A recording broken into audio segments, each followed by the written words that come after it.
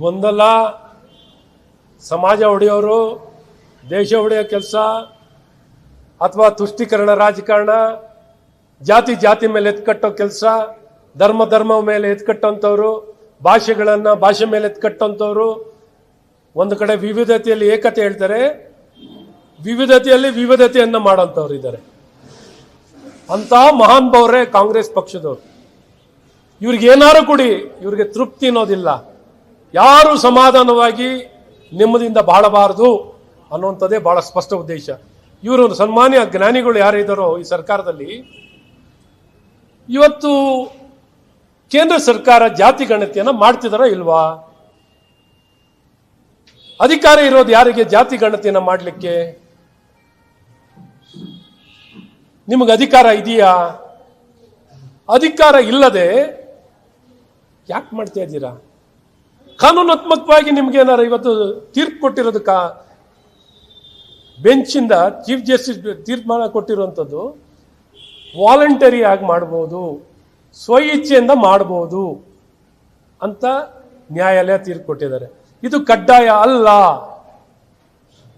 ಹಾಗಾದ್ರೆ ಇದು ಪರಿಪೂರ್ಣವಾಗಿರುವಂತ ಜಾತಿ ಗಣತಿ ಎಲ್ಲಾಗುತ್ತೆ, ಜನಗಣತಿ ಎಲ್ಲಾಗುತ್ತೆ, ಮಾಹಿತಿಗಳನ್ನು ನಾವು ಎಲ್ಲಿಂದ ಪಡೆಯೋಕ್ಕಾಗುತ್ತೆ? 60 ಕಾಲಮ್ಗಳನ್ನು ಇಟ್ಕೊಂಡು. ಹಾಗಾಗಿ ಇವತ್ತು ನಾನು ಇಷ್ಟೇ ಹೇಳಕ್ಕೆ ಇಷ್ಟಪಡ್ತೀನಿ, ನಿಮಗೆ ಕಾನೂನಲ್ಲಿ ಅವಕಾಶ ಇಲ್ದರೂ ಮಾಡ್ಲಿಕ್ಕೆ ಮುಂದೆ ಹೋಗಿದ್ದೀರಾ. ನಾನು ಜನರಲ್ಲಿ ಕೇಳೋದು, ಈ ಜಾತಿ ಗಣತಿ ಇವ್ರು ಏನೇ ಗಣತಿ ಮಾಡ್ತಿದ್ರೋ ಭಾಗವಹಿಸಿ ಅಂತಾನೆ ಹೇಳ್ತೀನಿ.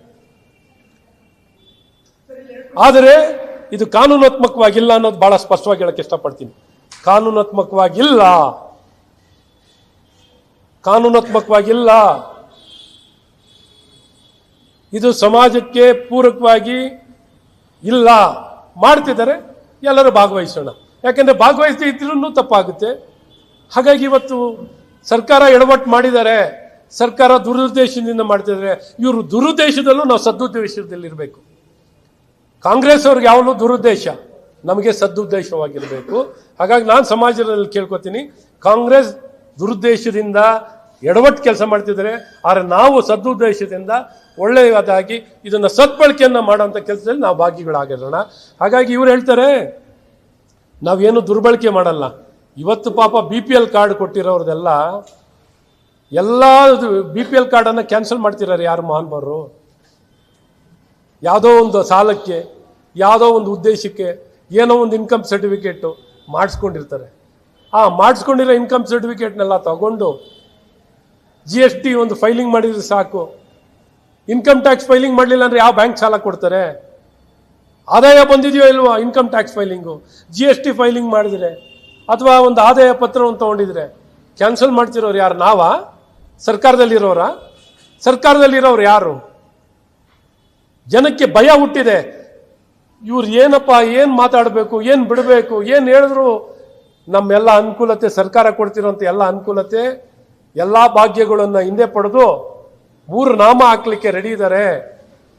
ಹೆಸರು ಮಾತ್ರ ಭಾಗ್ಯ, ನಮ್ಮ ದೌರ್ಭಾಗ್ಯ ಆಗುತ್ತೆ. ಈ ಸೆನ್ಸಸ್, ಈ ಸರ್ವೆ ನಮ್ಮ ದೌರ್ಭಾಗ್ಯ ಆಗತ್ತೆ ಅನ್ನುವಂಥದ್ದು ಇವತ್ತು ಸರ್ಕಾರ ಈ ಒಂದು ಸರ್ವೆ ಮೂಲಕನೂ ಯಾರ್ಯಾರಿಗೆ ಸರ್ಕಾರದ ವೆಲ್ಫೇರ್ ಪ್ರೋಗ್ರಾಮ್ ಅನುಕೂಲತೆ ಸಿಗ್ತಿದೆಯೋ ಅವೆಲ್ಲವನ್ನು ಹಿಂದೆ ಪಡೀಲಿಕ್ಕೆ ಮಾಡ್ತಿರೋಂಥ ಹುನ್ನಾರ ಅನ್ನುವಂಥದ್ದು ಬಹಳ ಸ್ಪಷ್ಟವಾಗಿದೆ.